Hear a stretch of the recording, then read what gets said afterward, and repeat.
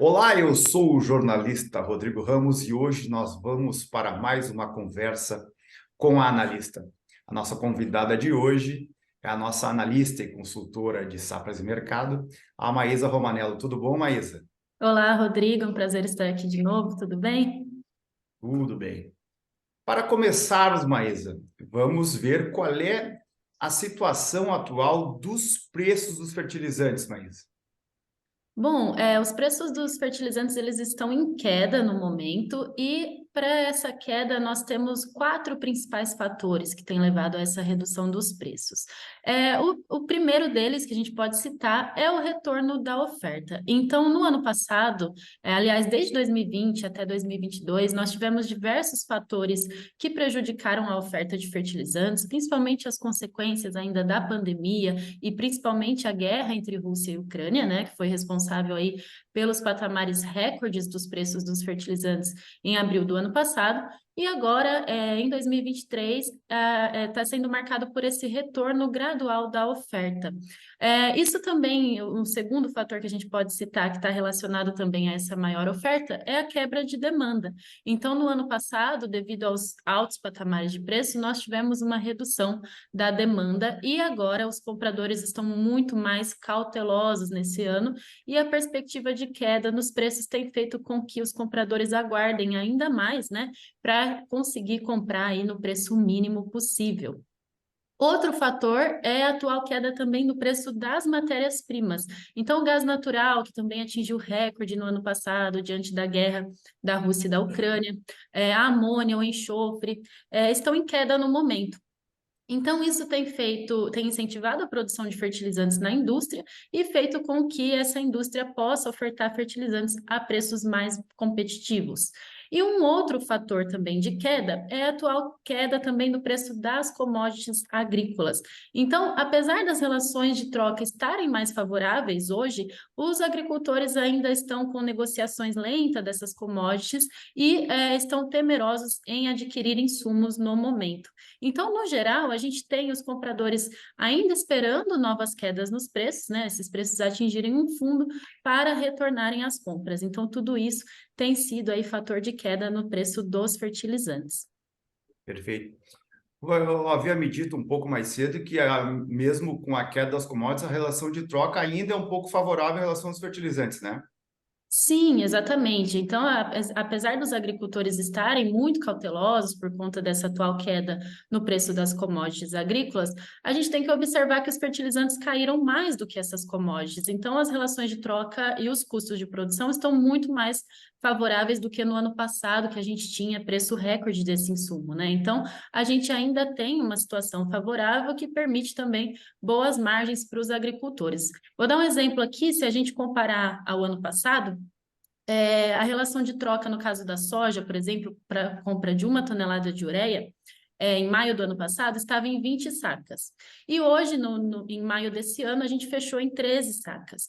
E para o milho, outro exemplo, a gente tinha uma relação de troca para ureia de 43 sacas e hoje está em 29. Então, a gente tem, apesar dessa queda no preço das commodities agrícolas, os fertilizantes caíram a taxas maiores, né? Então, a gente tem ainda uma relação de troca muito mais favorável do que comparada a um ano. Perfeito. E em relação à safra 23-24, como é que está o preparativo? Como é que estão os preparativos? Como é que o produtor está viabilizando a compra de fertilizantes? Bom, como eu disse, os agricultores estão muito cautelosos, né? Os compradores estão ainda aguardando preços melhores para os fertilizantes, porque realmente a perspectiva é que os preços dos fertilizantes caiam ainda mais. Então, as negociações estão atrasadas em relação ao ano passado. O Brasil importou um volume 6% menor em relação a janeiro a maio do ano passado, né? Esse ano. Mas isso não quer dizer que nós estamos desabastecidos. Nós temos volumes internalizados já, né? Porque no ano passado nós tivemos um adiantamento nessas importações. Mas os agricultores não estão indo às compras ainda. Então a gente tem aí um maior atraso, né? Comparado ao ano passado. Isso justamente porque ainda se aguarda novas quedas. Só que a gente tem, né, que ainda garantir volumes faltantes, então o Brasil deve ir ao mercado importar mais volumes agora a partir de junho. E a gente tem que tomar muito cuidado, né, para não deixar para a última hora, porque aí o agricultor pode enfrentar problemas logísticos e também, se essa demanda se concentrar muito próxima ali do plantio, a gente deve ter um aumento dos preços no mercado interno. Então, esse é o principal ponto de atenção aí para a safra 23-24. Perfeito. Maísa, tu poderia traçar para nós o cenário para os nitrogenados, os fosfatados, os potássicos? O que a gente podia fazer um balanço geral deles?